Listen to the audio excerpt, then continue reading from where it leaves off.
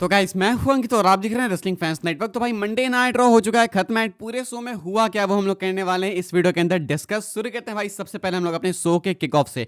Show शुरू होता है सबसे पहले एडम पीएस से। वो रिंग में खड़े होते हैं, उनके साथ में होती है भाई विमेंस वर्ल्ड चैंपियनशिप। वो इंट्रोड्यूस करते हैं एक एक करके Bianca, Iyo and Rhea Ripley को। रिया रिप्ली को एक अलग तरीके से इंट्रोड्यूस किया। कहते हैं भाई कि रिया रिप्ली जजमेंट डे की मेंबर अपनी आ रही है। हालांकि हमको पता है कि सदियों सदियों से पहले भाई वो कभी जजमेंट डे में हुआ करती थी, अब नहीं है। तो यहाँ पे एक बहुत मेजर बॉच किया, वो भी शो के स्टार्टिंग में ही एडम पियर्स ने। तीनों आती हैं रिंग के अंदर एंड एडम पियर्स टाइम नहीं वेस्ट करते हैं, सीधा क्लियर करते हैं कि देखो बहुत हो गया, नौटंकी ड्रामा बहुत हो गया, ये लो कॉन्ट्रैक्ट मैच को हम लोग ट्रिपल थ्रेट बना रहे हैं। Bianca Belair, Iyo Sky and Rhea Ripley होगा इस विमेंस वर्ल्ड चैंपियनशिप के लिए रेसलमेनिया में। ये रहा आपका कॉन्ट्रैक्ट, तीनों साइन करो चुपचाप से। बियांका ब्लेयर माइक लेती हैं भाई and Bianca Blair promo cut करना चालू करती हैं। बियांका ब्लेयर चालू करती हैं एंड बोलती हैं कि भाई देखो अब ठीक है, मुझे पता है कि यहाँ पे है तो ये मैच तो होना ही है, लेकिन ये बात है कि एलिमिनेशन चेंबर मैंने जीता, इस मैच को जीतना मैं डिजर्व करती हूँ एंड इस मैच को मैं जीतूंगी। लेकिन यहाँ पे पता चल रहा है हमें कि किस तरीके से रिया रिप्ली अपने आपको इस मैच में घुसा रही है। बस रिया रिप्ली होना है आपको एंड आप मैच में एंटर कर जाओगी। बेसिकली एक तरीके से वो एंगल देने की कोशिश कर रही है कि पॉलिटिक्स है यहाँ पे। ये वो नोटिस करने वाली बात है कि सिर्फ यूरोप में नहीं बल्कि यहाँ पे भी बियांका को बूज मिली है। समथिंग इज रियली रॉन्ग, यानी तो भाई फैंस चाह रहे हैं कि इनको हील बनाया जाए। फिलहाल बियांका को यहाँ भी बू मिली, वो रिया के अगेंस्ट बोल रही थी, एक्चुअली वैलिड पॉइंट्स बोल रही थी, इसके बावजूद रिया रिप्ली को चीयर्स मिल रही थी। दोनों भाई एक दूसरे से बैक एंड फोर्थ करती हैं। रिया रिप्ली कॉन्ट्रैक्ट साइन करती हैं, बियांका भी करती हैं कॉन्ट्रैक्ट साइन एंड जब बारी आती है ईओ स्काई की, ईओ स्काई बीच में आती हैं दोनों को साइड करने के लिए। रिया रिप्ली उनको ही साइड कर देती है बहुत डिसरिस्पेक्टफुल मैनर में। इसके बाद ईओ स्काई साइड हो जाती हैं, दोनों फेस टू फेस आती हैं। ईओ स्काई अपसेट होकर वहाँ से निकलने लगती हैं, लेकिन उनको भी कॉन्ट्रैक्ट साइन करना होता है। वहाँ से भाई वो स्प्रिंग बोर्ड जंप लगा के सीधा दोनों पे ड्रॉप किक मारती हैं एंड दोनों साइड में ईओ स्काई कॉन्ट्रैक्ट साइन करती हैं एंड अपर हैंड लेती हैं। फिलहाल ईओ स्काई जो कि हमारी करेंटली विमेंस वर्ल्ड चैंपियन है, वो डिफेंड करने वाली है रेसलमेनिया में against Riya replay and Bianca Blair. Match announce हो चुका है, बिल्कुल सेट है, तो एक अच्छा मैच है एंड सही बिल्ड है। इसके लिए देखना है कि यहाँ पे कौन जीतने वाली है। इसके बाद भाई हमें देखने को मिलता है बैक स्टेज सेगमेंट एक जजमेंट डे का। अब क्योंकि रिया रिप्ली को मेंशन किया गया था कि जजमेंट डे की मेंबर है, तो सीधा हम लोग यहीं पे आते हैं। इनके सेगमेंट में भाई हमने देखा ये कि फिन बैरन एंड डोमिनिक के बीच में रिफ्ट हमें देखने को मिला, बिकॉज इनका जो मैच है भाई वो ऑलरेडी सेट हो चुका है मंडे नाइट रॉ से पहले रेसलमेनिया के लिए। एडम पेस ने मंडे नाइट रॉ से पहले सोशल मीडिया पे अनाउंस करके बताया भाई कि रेसलमेनिया में फेस करने वाले हैं Finn Balor, Dominik Mysterio and Penta Bron Breakker को आईसी टाइटल के लिए। यानी कि जो रिपोर्टेड फेटल 4 में मैच था वो मंडे नाइट रॉ से पहले ही कंफर्म हो गया, यानी कि ये बैकस्टेज सेगमेंट इसी चीज से रिलेटेड था। कहते हैं लिव मॉर्गन इस सेगमेंट में भाई कि देखो हमारे पास आ जाएगी जजमेंट डे में वापस से टाइटल, तुम दोनों में से कोई भी जीतो अच्छी बात है, लेकिन ज्यादा वो चाहती हैं कि ऑब्वियसली डोमिनिक जीते। वो देख के पता चला था। फिन बैरर भाई बात करते करते डोमिनिक को रोस्ट कर देते हैं, पता नहीं उनको क्या क्या बोल देते हैं कि तू ऐसा है वैसा है, वो तो देखेंगे कौन जीतता है। लेकिन उसके बाद फिर लाइट नोट पे कहते हैं चल ठीक है मजे करेंगे, आज तुम्हारा मैच है तो तुम्हें आज खुद को प्रूव करना होगा। डोमिनिक आने अभी शो में आने वाले टाइम में फेस करने वाले थे पेंटा को, तो उसके लिए यहाँ पे भाई कुछ इस तरीके से बीज हुए हैं डब्ल्यूडब्ल्यूई ने एंड यहाँ पे एक बहुत ही तगड़ी रिफ्ट हमें देखने को मिली है। तो ये दोनों होने वाले हैं सेम मैच में, तो ये चीज़ आप एक्सपेक्ट करना अभी आने वाले एक दो शोज में, बिकॉज ज़्यादा टाइम रेसलमेनिया के लिए बचा भी नहीं है। इसके बाद भाई हमें मैच देखने को मिलता है बेली एंड लायरा वेलकारिया का। ये दोनों भाई कंपीट करती हैं आपस में विमेंस इंटरकॉन्टिनेंटल चैंपियनशिप के लिए। ये दोनों अगले हफ्ते स्मैकडाउन में, अगले हफ्ते नहीं मतलब इसी वाले स्मैकडाउन के एपिसोड में कंपीट करने वाली है विमेंस गॉन्टलेट मैच के अंदर भी। तो ये दोनों भाई एक दूसरे को फेस करती हैं। लायरा वेलकारिया डिफेंड कर रही होती है अपनी आईसी टाइटल। मैच एक बैक एंड फोर्थ एक्शन वाला मैच होता है, दोनों सुपरस्टार्स का भी एक उस पर भारी पड़ रही थी, कभी वो उस पर पड़ रही थी, तो ये बैक एंड फोर्थ एक्शन होता है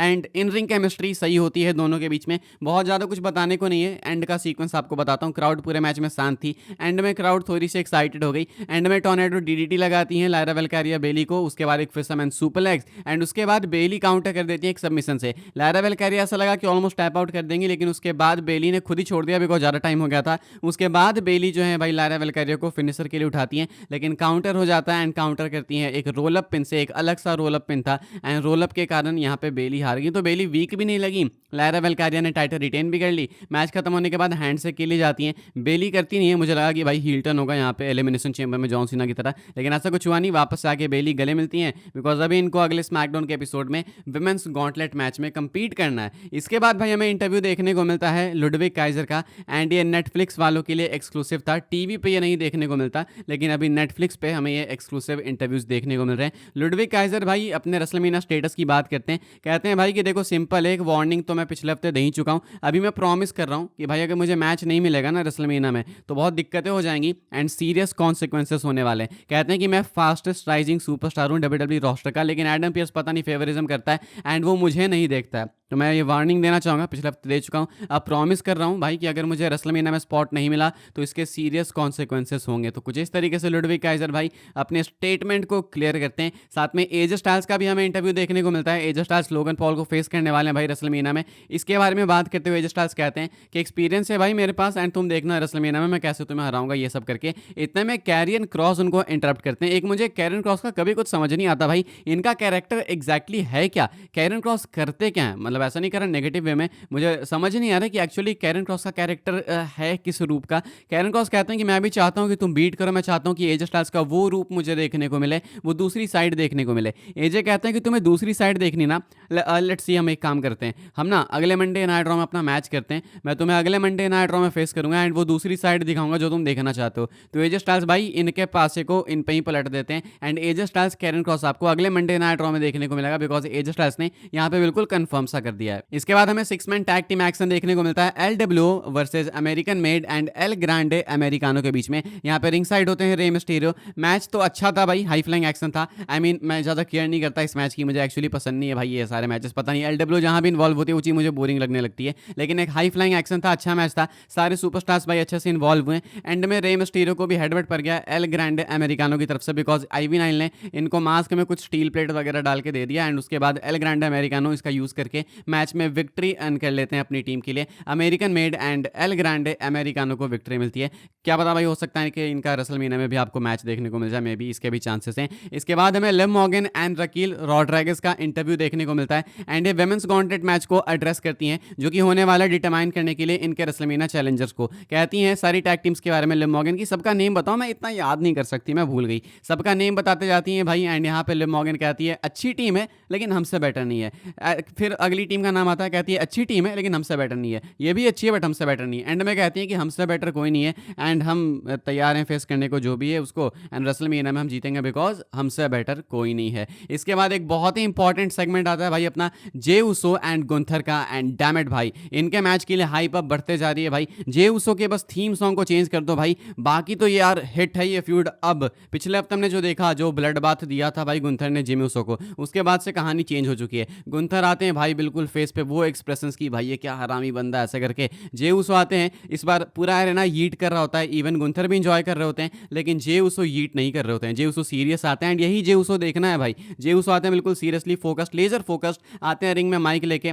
गुंथर कुछ नहीं बोलते हैं भाई, गुंथर के पास माइक था वो गिर गया एंड जे उसो कहते हैं कि मैं तुमसे सीधा पूछना चाहूँगा कि तुम्हारे पास भी माँ है ना, ये वो डायलॉग था कि मेरे पास माँ है, तो तुम्हारे पास भी माँ है ना। गुंथर देखते हैं कि ये क्या बोलने लगा, कहते हैं कि तू अपनी मम्मी से क्या बात करता होगा घर बार के बारे में, तुम लोग एंजॉय करते होगे, खाने बनाते होगे। अभी रिसेंटली पता है तेरे अटैक के बाद मेरी मम्मी ने मुझसे क्या पूछा कि हमारा बेटा हॉस्पिटल में क्यों भर्ती है एंड ये इतने स्टिचेस उसको क्यों आए हैं एंड तुमने उसे प्रोटेक्ट क्यों नहीं किया। पता है मैंने उसे प्रोटेक्ट क्यों नहीं किया का जवाब क्या दिया अपनी मम्मी को, ऐसा जे उसो कहते हैं। मैंने जवाब दिया कि मैं गुंथर से स्केर्ड था, मुझे डर लग रहा था, ये मैंने सच्चाई बोली बिकॉज मैं तुमसे स्केर्ड था। But you know what Gunther, अब मैं तुमसे स्केर्ड नहीं हूँ बिकॉज तुमने मुझे उस चीज़ को देखने पे मजबूर किया जो कि मैं देखना नहीं चाहता था। एंड अब क्योंकि मैंने अपने भाई को, जिससे मैं सबसे ज़्यादा प्यार करता हूँ अपनी फैमिली में, इस तरीके से ब्रूटलाइज होते हुए देख लिया, तो अब प्रॉब्लम है तुम्हारे लिए। Because I am promising you WrestleMania में तुम भी अपनी फैमिली को गुड बाय बोल के आना। एंड मैं भी एक आखिरी प्रेयर डालूंगा रेसलमेनिया से पहले, एंड प्रेयर में करूंगा गॉड को कि मुझे फॉरगिव करना, माफ करना, बिकॉज रेसलमेनिया में तुम जिस जे उसो को फेस करने वालों वो ये वाला जे उसो नहीं होने वाला है,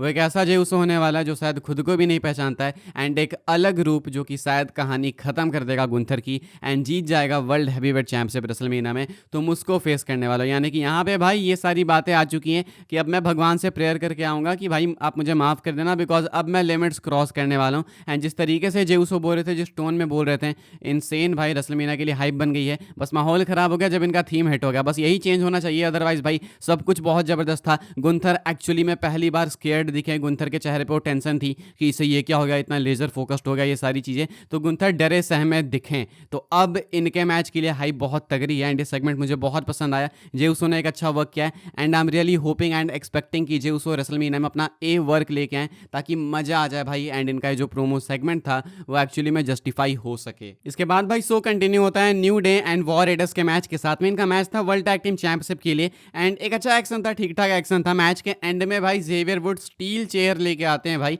एंड वो छीना झपटी होती है, उसके बाद आइवर ही अटैक कर देते हैं। अब गलती से तो मैं नहीं बोलूंगा, वो साफ साफ से देखा हमने कि भाई आइवर ने सब कुछ ऐसे भूल भाल के इनको अटैक कर दिया। अब क्योंकि भाई ये टैग टीम मैच था, टैग टीम टाइटल्स के लिए था, मैच एंड हो गया डिस्क्वालिफिकेशन में, न्यू डे जीत गई, लेकिन इसका मतलब ये नहीं था कि ये टाइटल्स हार गए वॉर रेडर्स। टाइटल स्टिल इनके पास है, डिस्क्वालिफिकेशन से मैच एंड हुआ तो एंड कुछ इस तरीके से भाई ये टाइटल मैच एंड हो गया। अब मुझे लगता है रेसलमेनिया के लिए भी डब्ल्यूडब्ल्यूई इनको बुक करेगी, बिकॉज यहाँ पे कहानी खत्म नहीं होती है। न्यू डे यानी कि कोफी किंगस्टन पीछे से अटैक करते हैं भाई आइवर पे, उसके बाद एरिक पे भी अटैक होता है एंड ये लोग टारगेट कर रहे होते हैं एरिक के नेक को। वो तो बच गए भाई, वरना कोफी किंगस्टन टॉप रूप पे चढ़ गए थे एंड एरिक के गर्दन को इन लोगों ने फंसा दिया था स्टील चेयर में। आ गए थे भाई अथॉरिटी फिगर्स वगैरह सब कुछ, सब लोग आ गए थे तो मिलकर इन्होंने बचा लिया, वरना भाई आज एरिक की हालात जो है ना बहुत खस्ता होने वाली थी। तो न्यू डे भाई बहुत ही एक अलग रूप में आ चुकी है एंड फिलहाल ये छोड़ने नहीं वाले हैं एरिक एंड आइवर को कुछ इस तरीके से। इसके बाद भाई अपना मैच होता है पेंटा एंड डोमिनिक के बीच में। पेंटा डोमिनिक एक बहुत ही अच्छा मैच रसल करते हैं, मैच में कुछ की मोमेंट्स थे।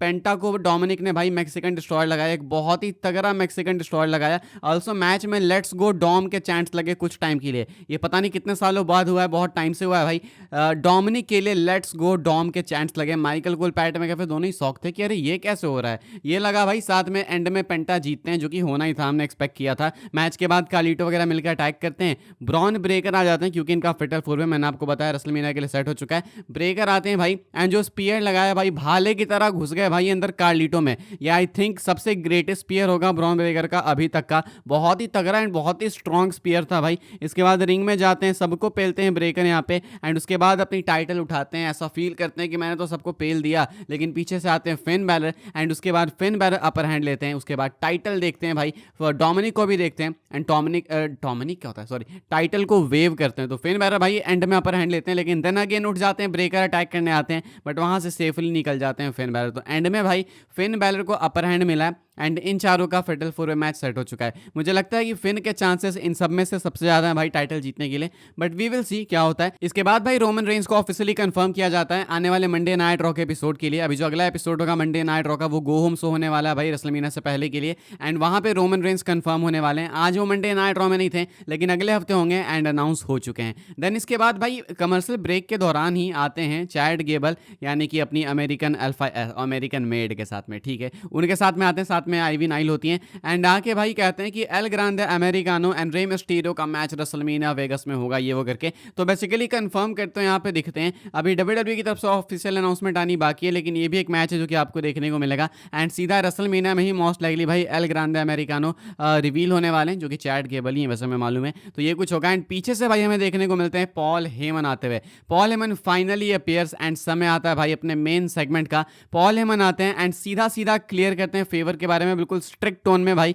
कि मैं रोमन रेंज से लॉयल हूं एंड हाथ वगैरह जोड़ते हैं। उसके बाद कहते हैं कि मैं सीएम पंक से भी लॉयल हूं, रोमन मेरा ट्राइबल चीफ है एंड सीएम पंक मेरा बेस्ट फ्रेंड है। इसका मतलब ये नहीं है कि मैं दोनों के लिए लॉयल हूं तो किसी एक के लिए किसी दूसरे को मैं बिट्रे कर दूंगा या किसी और के लिए डिस्टॉल हो जाऊंगा, ऐसा कुछ नहीं होने वाला है। आगे कंटिन्यू करते हैं पॉल हेमन, लेकिन इसी बीच आ जाते हैं सेथ फ्रीकिन रॉलिंस। सेथ रॉलिंस आते हैं एंड फुल ब्रेन वॉश करते हैं पॉल हेमन को। कहते हैं कि तुम ऐसा कह रहे हो कि तुम किसी के लिए भी डिसलॉयल नहीं हो, लेकिन सच्चाई तो है कि तुम दोनों के लिए डिसलॉयल हो एंड एक्चुअल बात यह है कि यहाँ पे कोई किसी का दोस्त नहीं है। तुम देखो रोमन ने भी तुमको यूज किया एंड सीएम पंक ने भी तुमको यूज किया, मैं तुम्हारे लिए बहुत बैड फील करता हूँ पॉल हेमन, ऐसा है। कहते हैं कि देखो रेसलमेनिया 40 में रोमन हारा एंड उसके बाद क्या हुआ, रोमन चला गया तुम्हें छोड़ के, किसके हाथों, सोलो सिकोआ के हाथों एंड उसकी ब्लड लाइन के हाथों। जब उन्होंने तुम पे अटैक किया, टॉर्चर किया, तो क्या रोमन तुम्हें बचाने आया? पॉल हेमन कहते हैं नहीं। पॉल हेमन अग्री करते हैं यहाँ पे सेथ रॉलिंस की बातों से। उसके बाद सीएम पंक पे आते हैं, कहते हैं कि जब 10 साल पहले सीएम पंक इस कंपनी को छोड़ के गया तो क्या उसने तुम्हारे बारे में सोचा? तुम्हें भी छोड़ के गया था वो, साथ में बाहर से वो कंपनी को बरी करने की कोशिश कर रहा था जिसे तुमने बिल्ड करने में इतना हेल्प करा,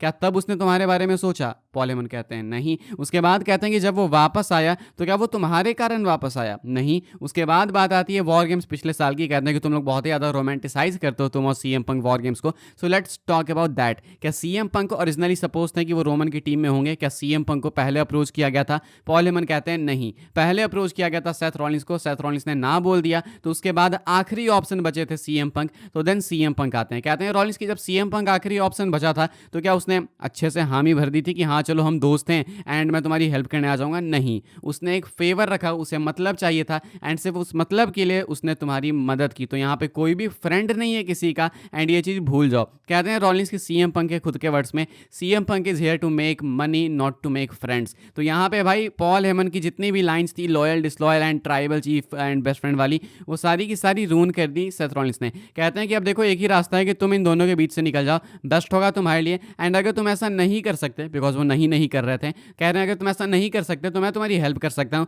all it will take is just a stomp, यानी कि एक स्टॉम्प लगाऊंगा तुम निकल जाओगे, तुम इंजर्ड हो जाओगे, ऐसा कहते हैं। एंड उसके बाद धीरे धीरे पॉल हेमन को टेस्ट करना चालू करते हैं। वो पॉल हेमन को धक्का लगाते हैं, उनको हल्का हल्का थप्पड़ देना चालू करते हैं, लेकिन पॉल हेमन उसके बाद चार्ज होते हैं रॉलिंस पे, कहते हैं कि दोबारा हाथ मत लगाना मुझे। रॉलिंस फिर चार्ज होते हैं एंड धक्के देते हुए लेके जाते हैं भाई पॉल हेमन को उसी कॉर्नर में जिसमें रोमन लेके गए थे स्मैकडाउन में, लेकिन पीछे से आते हैं सीएम पंक सेव करने के लिए। वो सेव भी करते हैं भाई, रॉलिंस पे अटैक करते हैं, स्टील स्टेप्स पे जाते हैं भाई, पता नहीं कैसे अटैक करने, लेकिन रॉलिंस वहां से निकल जाते हैं, रिंग में घुस जाते हैं। अंदर आते हैं सीएम पंक, जैसे ही स्टॉम्प लग जाता है उनको एंड सीएम पंक को चेक करने के लिए पॉल हेमन जाते हैं and Paul Heyman same position में होते हैं एक स्टॉम्प के लिए। सेथ रॉलिंस भाई फुल चार्ज अप होते हैं, स्टॉम्प लगाने आते हैं, लेकिन स्टॉम्प लगाने जाते हैं सेथ रॉलिंस एंड खुद को रोक लेते हैं। पॉल हेमन डरे थे भाई, ऐसा लगा था हार्ट अटैक आ जाएगा। उसके बाद सेथ रॉलिंस कहते हैं कि now you owe me a favour, यानी कि अब पॉल हेमन को सेथ रॉलिंस को भी एक फेवर करना होगा। एंड क्या ये वही फेवर है जो हम सब पिछले कुछ टाइम से बात कर रहे हैं? क्या पॉल हेमन सेथ रॉलिंस को रेसलमेनिया में हेल्प करके